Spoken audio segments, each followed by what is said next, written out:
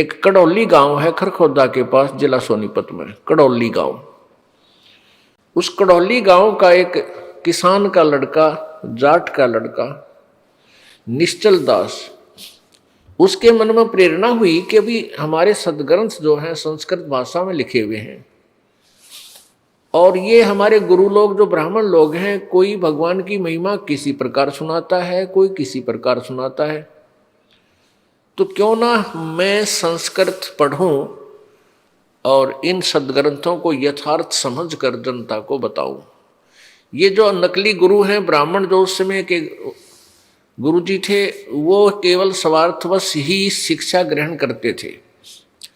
काशी विद्यापीठ में पढ़ने जाते थे और वहाँ से जो शिक्षा ग्रहण करके आता था उसकी वैल्यू ज़्यादा हो जाती थी। सभी लोग उसी से पाठ सत्संग आदि कराते थे और अधिक वो दक्षिणा ग्रहण करके सेठ बनता था।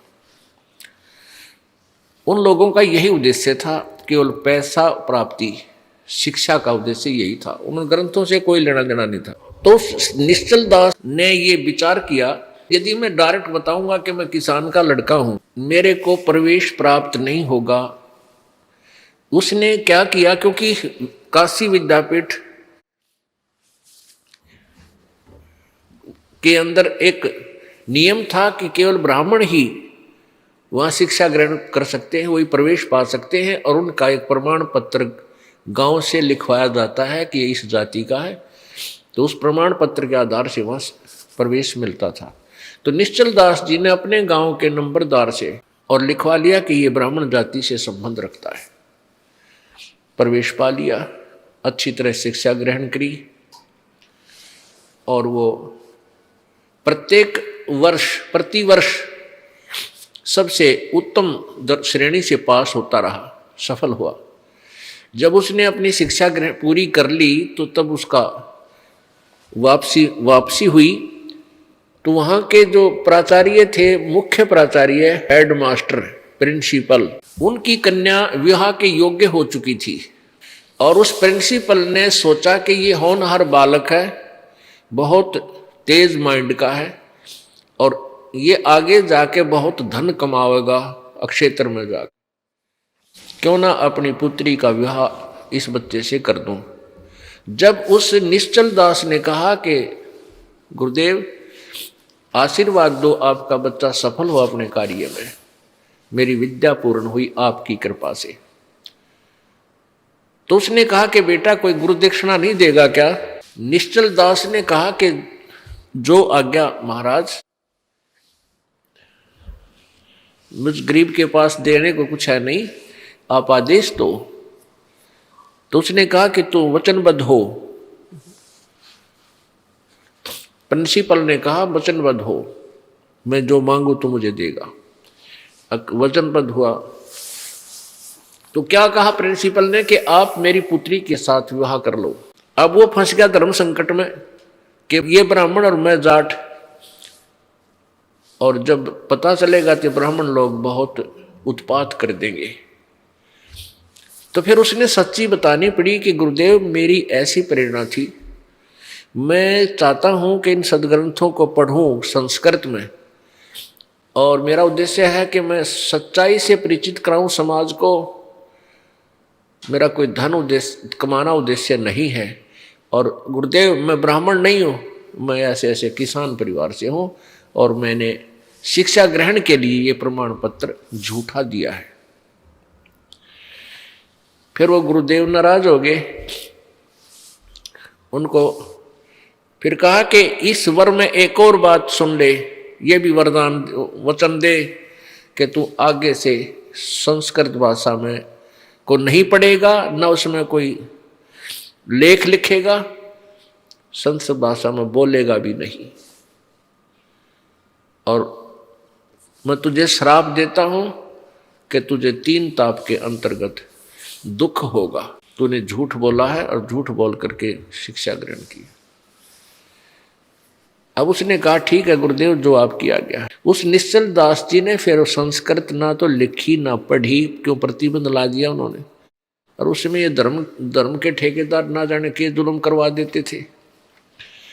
तो पुण्यात्माओं, ऐसे ये बिजली गिरी रही, अभी तक ये अज्ञान फैला रहा। हम सदग्रंथों को नहीं समझ सके, और जिनको हम जो समझते थे कि ये सदग्रंथों को जानते हैं, ये सदग्रंथों को पढ़ते हैं क्योंकि ये संस्कृत भाषा जानते हैं, उनको सदग्रंथों का ज्ञान नहीं था, ABC क ख भी नहीं जानते थे।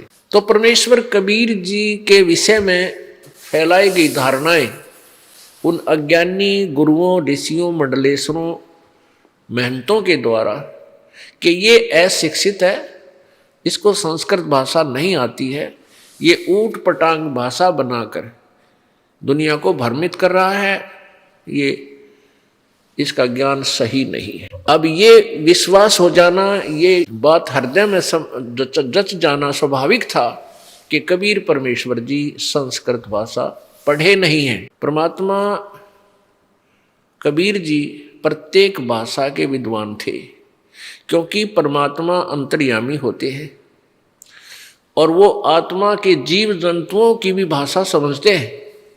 और ये अज्ञानी अनाड़ी ऋषि कहते थे वो संस्कृत नहीं समझते। तो जिस कारण से अभी तक ये अज्ञान फैला रहा। पुण्यात्माओं, परमेश्वर कबीर जी कहा करते थे कि मैं सतलोक से चलकर आया हूं और मैंने ही सारे ब्रह्मांडों की रचना की है, मैं पूर्ण परमात्मा हूं। लेकिन इस बात को कोई नहीं मानने को तैयार होता था, और बल्कि ये कहते थे कि ये अभिमानी व्यक्ति है, अपने आप को भगवान कहता है। एक जुलाहे का बालक, एक शूद्र जाति वाला अपने आप को परमात्मा कहता। देखो रे लोगों, देखो देखो कैसा कैसा झूठा कपटी व्यक्ति। परमात्मा कहते हैं साच कहूं तो जग नहीं माने, और झूठा जगपति आई हो। अब मैं साच कहता हूं तो मेरी तो मानते नहीं, मुझे तो झूठा बताते हैं। तो परमात्मा को हम उसमें परमात्मा क्यों नहीं पहचान सके, क्यों नहीं मान सके? कारण ये रहा कि हम जितने भी अभी तक ज्ञान सुना था सभी ने, और ऋषि, महर्षि और महंतों और गुरुओं ने ये बताया था कि परमात्मा निराकार है, वो साकार में कभी नहीं आता। जिस कारण से हम भ्रमित रहे कि परमात्मा निराकार है और जो अपने आप को भगवान कहता वो झूठा व्यक्ति है। पुण्यात्मा, हमने अभी तक जो ज्ञान सुना हो बिल्कुल विपरीत सुना हुआ है, कोरा अज्ञान सुन रखा है। अब ये ज्ञान परमेश्वर ने स्वयं आकर बताया था 600 वर्ष पहले, उस समय जनता अशिक्षित थी।